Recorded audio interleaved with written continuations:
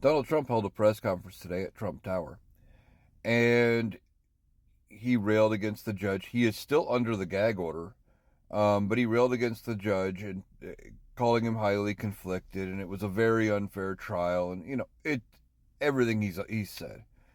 And he says he did nothing. He still says he did nothing wrong, which that's typical for Donald Trump. He will never admit he did anything wrong.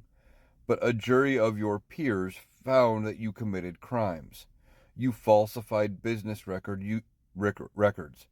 You were repaying a loan to Michael Cohen, and instead of just saying you repaid a loan, you had to call it legal fees as some sort of a way of skirting the system because you didn't want to. You were afraid that if it got out in your financials that you repaid Michael Cohen this money, that it would either make it look like you weren't really a billionaire like you wanted everyone to believe, or you were worried about people would start questioning what it was for, and they'd find out you paid him back for paying off a porn star to keep quiet about an affair you had with her. There's just so much there that you did all because of your ego. If you just would have paid him back or paid the money to Stormy Daniels yourself and called it what it was, you wouldn't have been in this mess.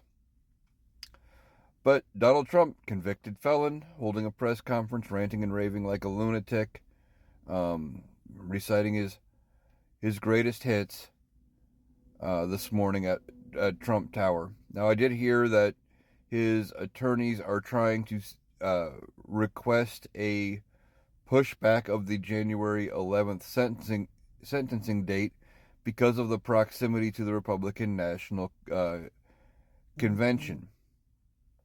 Well, I don't think they should push it back. No other defendant and no other convict would get that kind of preferential treatment. So why should he?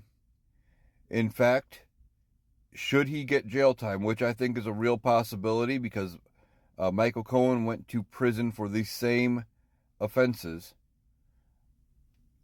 it would be fitting that he sits in a prison cell awaiting, serving his sentence while the Republicans are meeting, talking about what they're going to do and who they're going to nominate.